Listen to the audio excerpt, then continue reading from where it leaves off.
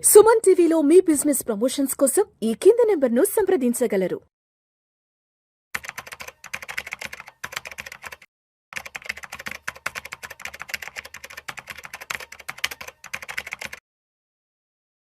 రామచంద్రమూర్తి గారు నమస్తే సార్. నమస్తే విష్ణు గారు.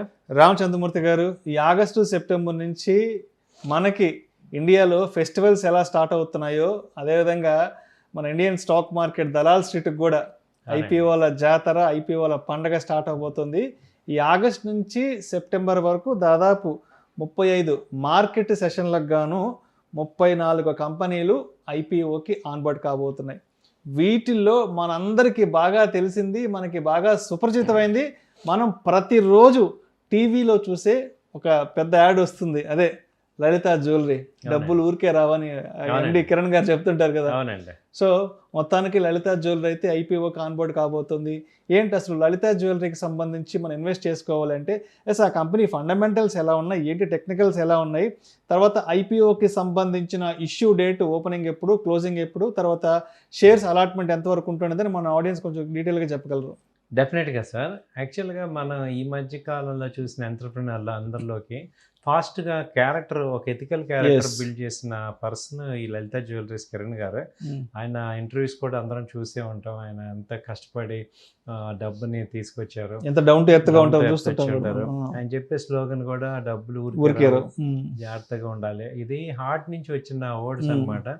సో ఆయన జనరల్గా అందరికి హెల్ప్ చేద్దాము అని ఉన్నారు. మేము కూడా ప్రాక్టికల్గా లలిత జ్యువెలరీకి ఉన్నాం.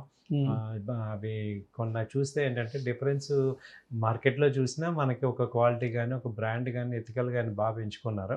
సో ఇప్పుడు అసలు ఒక లలిత జ్యువెలరీ కంపెనీ గురించి మనం చూస్తే ఇది ప్రజెంట్ ఏంటంటే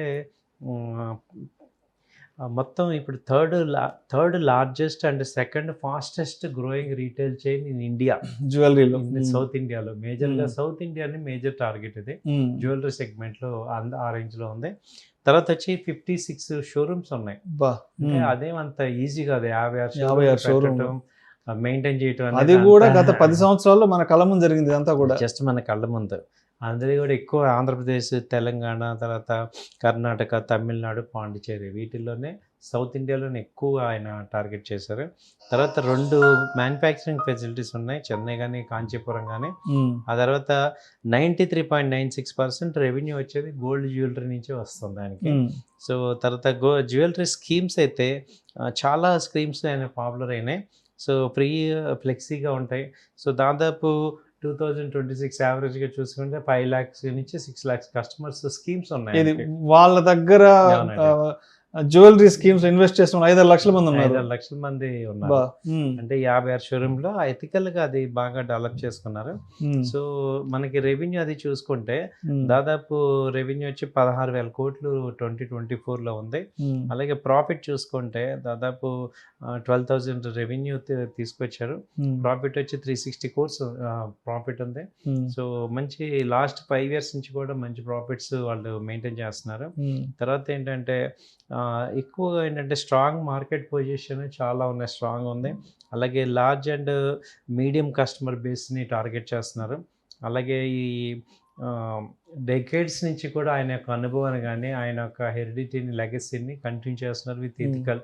ఒక్క లాస్ట్ 10 years కూడా ఒక రిమార్క్ అలా కంపెనీ మీద చాలా ఎథికల్గా రన్ అవుతుంది. సో అందరికీ కూడా యాక్సెప్టెన్స్ బాగుంది. ఇప్పుడు ఈ ఇష్యూ ఐపీఓ గురించి ఒకసారి చూస్తే మనం, ఇది వచ్చి 1,700 crores ఐపీఓ ఎక్స్పెక్ట్ చేస్తున్నారు. సో దీనిలో ఏంటంటే 1,200 crores ఏమో ఫ్రెష్ ఇష్యూ చేస్తున్నారు, 500 crores ఆఫర్ ఫర్ సేల్, అంటే కంపెనీలో ఆయన ప్రమోటర్స్ షేర్స్ అమ్మేస్తున్నారు. సో తర్వాత ఏంటంటే ఇది డేట్ వచ్చి ఆగస్టు 17 నుంచి 19 వరకు 3 రోజులు ఉంది. అలాగే ప్రైస్ బ్యాండ్ వచ్చి 190 నుంచి 201 మధ్యలో ఉంది. సో లాట్ సైజ్ వచ్చి 74 షేర్స్. సో రీటైల్ పార్టిసిపేషన్ 35% ఇస్తున్నారు. తర్వాత కంపెనీ అయితే మనకు తెలిసిందే, ఇది 51 cities-లో ఉంది. సో ఈ కంపెనీని మనం చూసుకుంటే, నార్మల్గా చూసుకుంటే పీర్స్ని కంపేర్ చేస్తే, ఇప్పుడు దీనికి పీర్ కంపారిజన్ కళ్యాణ్ జ్యువెలరీ ఉంది. ఇది ప్రజెంట్ రేట్ కళ్యాణ్ జ్యువెలరీ వచ్చి 550-600 మధ్యలో ఉంది. సో దాంతో కంపేర్ చేస్తే ఇది కొంచెం అండర్ వాల్యూలో ఉంది. కాబట్టి 200 రూపీస్ పర్ షేర్ అంటే కొంత అమౌంట్ ట్రై చేయొచ్చు ఐపీఓలో. 14 అంటే మనకు తెలిసిన కంపెనీలో కాబట్టి ఇలాంటి కంపెనీలు ఏంటంటే వీటిల్లో ఈయన ఇంటెన్షన్ కూడా ఎథికల్ ఇంటెన్షన్ కాబట్టి మంచి డివిడెండ్స్ ఇస్తారు, గ్రోత్ ఇస్తారు. రెగ్యులర్గా ఇది అగ్రెసివ్ గ్రోత్ అయితే రాదు, కానీ ఒక స్టడీ గ్రోత్ అయితే కంటిన్యూ చేయొచ్చు. సో అది సో మొత్తానికి ఐపీఓకి సంబంధించిన డీటెయిల్స్ అయితే మాత్రం ఆగస్టు 17 నుంచి 19 వరకు ఐపీఓ ఓపెనింగ్ ఉంటుంది. సైజ్ వచ్చేసి ఆల్మోస్ట్ 1700 కోట్ల రూపాయల వరకు వీళ్ళు ఎక్స్పెక్ట్ చేస్తున్నారు. సో దాంట్లో ఫ్రెష్ ఇష్యూ 1200 కోట్లు, ఓఎఫ్ఎస్ వచ్చేసి 500 కోట్లు, ప్రైస్ వచ్చేసి 190 రూపాయల నుంచి 201 రూపాయల వరకు పెట్టుకున్నారు. లాట్ సైజు 74 షేర్లు వస్తాయి అంతే కదా. Retail portion 35%. అవునండి. సో ఒక కంపెనీ విషయానికి వస్తే ఆల్మోస్ట్ 51 సిటీల్లో ఉంది, 61 స్టోర్లు వరకు ఉన్నాయండి. త్రూఅవుట్ ది ఇండియాలో 51 స్టోర్లు, 51 సిటీలు, 61 స్టోర్లు వరకు ఉన్నాయి. అవునండి. రైట్. సో ఈ లెవెల్లో మెయింటైన్ చేయడం అంటే ఇట్ ఈస్ నార్మల్ ఇష్యూ కాదు. ఆయన కూడా ఏంటంటే ఇక ఇలా ప్రైవేట్ లిమిటెడ్ మెయింటైన్ చేసేవాళ్ళే, కానీ పబ్లిక్కి కొంత వాళ్ళు హెల్ప్ చేద్దాం అనే ఉద్దేశంతో వీళ్ళు ఐపీఓకి వచ్చారు.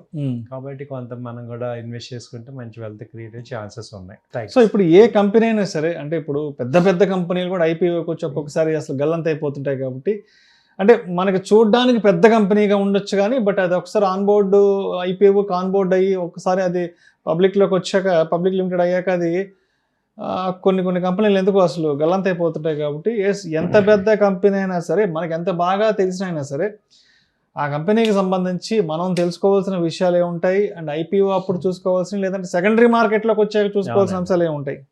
Excellent sir. ఇది మీరు ఈ మధ్య ఇప్పుడు ఏమైందంటే మన ఇన్వెస్టర్స్ అందరూ కూడా ఏం చేస్తున్నారంటే ఐపీఓని కూడా షార్ట్ టర్మ్లో ట్రేడింగ్ లాగా ఎగ్జాక్ట్లీ యాక్చువల్గా స్పెక్యులేట్ చేసేస్తున్నారు. ఫస్ట్ డే కల్లా ముందు అమ్మేసేద్దాము అని. దానివల్ల ఏమవుతుందంటే ఈ బయ్యర్ సెల్లర్ ఈ తొక్కిసలాట జరిగిపోయి ఎగ్జాక్ట్లీ ఇక ప్రైస్ వేరియేషన్స్ ఓవర్ఫ్లో అయిపోతాయి.